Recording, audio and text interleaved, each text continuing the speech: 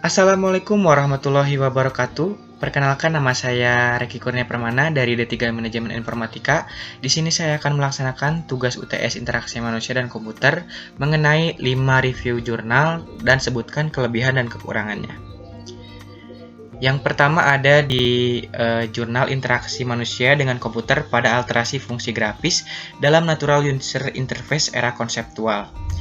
Kesimpulannya yaitu penelitian ini menyoroti evolusi otak kanan melalui gerakan, suara, dan interaksi visual dalam antarmuka manusia-komputer atau HCI. Studi ini difokuskan pada transisi dari fungsi tekstual ke grafis, dampak era konseptual pada interaksi manusia dan komputer, serta pentingnya memahami tanda dalam interaksi untuk meningkatkan kinerja dan efisiensi. Penelitian ini juga membahas evolusi desain antarmuka pengguna dalam era konseptual dengan menekankan perlunya pertimbangan estetika untuk meningkatkan konsep HCI. Lalu untuk kelebihan kekurangannya yaitu ada kelebihan pembahasan detail dan terperinci, kedua menggunakan bahasa yang lugas, ketiga yaitu validitas dan kredibilitas yang diakui. Lalu ada kekurangannya tidak memberikan ruang bagi masyarakat untuk memberikan respon atau komentar, kedua yaitu tidak mendorong untuk dilakukan penelitian lanjutan, dan yang terakhir ada terkadang mengandung istilah yang hanya berlaku pada bidang tertentu saja. Itu ada juga linknya, saya taruh untuk link jurnalnya. Lalu yang kedua ada juga mengenai judulnya itu rancangan layar sebagai alat bantu pendewasaan interaksi manusia dengan komputer. Kesimpulannya yaitu penelitian menunjukkan bahwa rancangan layar sebagai alat bantu pendewasa interaksi manusia dengan komputer sangat penting dalam pengembangan program aplikasi komputer. Para perancang antarmuka perlu memperhatikan langkah-langkah yang sesuai dengan kebutuhan pengguna dan prinsip-prinsip interaksi manusia dan komputer. Langkah-langkah yang direkomendasikan termasuk dokumentasi, pendekatan user-centered design, mempelajari pemberdayaan konsep dan keinginan pengguna, merencanakan rancangan agar konsisten dan mudah digunakan, serta merancang penanganan kesalahan. Ada kelebihan itu yang pertama, pembahasannya sangat detail dan terperinci, menyajikan abstrak dan kesimpulan, disusun dengan menggunakan prosedur atau tahapan tertentu, lalu ada juga bahasa yang lugas.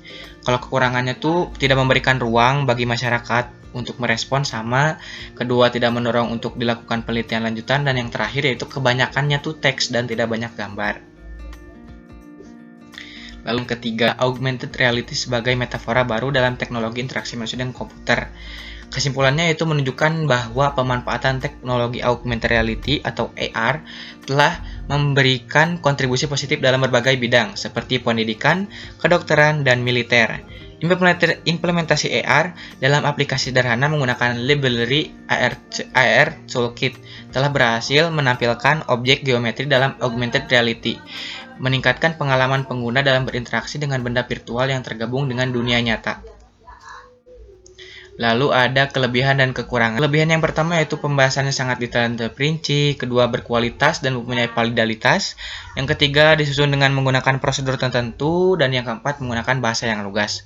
Kekurangannya tidak memberikan ruang bagi masyarakat sama untuk berkomentar, lalu yang kedua banyak kata asing, dan yang ketiga tidak ada kesimpulan. Lalu yang keenam, pustaka sistematis penerapan interaksi manusia dan komputer dalam aplikasi game Mobile Legends. Hasilnya yaitu tujuan penelitian ini adalah untuk mengidentifikasi pengaruh game Mobile Legends terhadap aspek seperti minat belajar, perilaku kekerasan verbal, interaksi sosial, dan perilaku komunikasi. Selain itu, penelitian ini juga bertujuan untuk menganalisis platform dan metode pengembangan sistem informasi di Indonesia, serta untuk membahas dampak game Mobile Legends terhadap pola interaksi sosial siswa di SD dan mahasiswa universitas. Kelebihannya untuk itu pembahasannya sangat detail dan terperinci, terstruktur juga, dan menggunakan bahasa yang lugas. Namun kekurangannya juga tidak memberikan ruang sama lalu penabelan dan penjelasan yang membingungkan.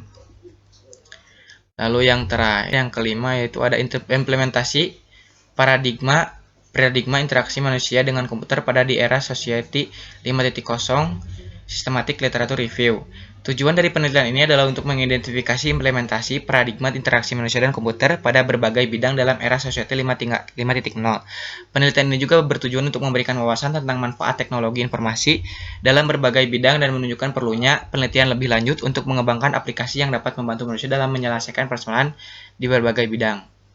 Kelebihan dan kekurangannya yaitu pembahasannya sangat detail dan terperinci, terstruktur juga, menggunakan bahasa yang lugas juga.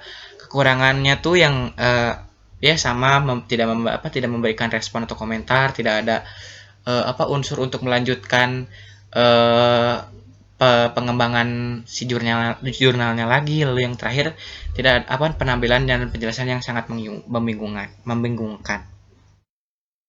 Mungkin cukup dari saya. Mohon maaf apabila ada kesalahan. Terima kasih. Wassalamualaikum warahmatullahi wabarakatuh.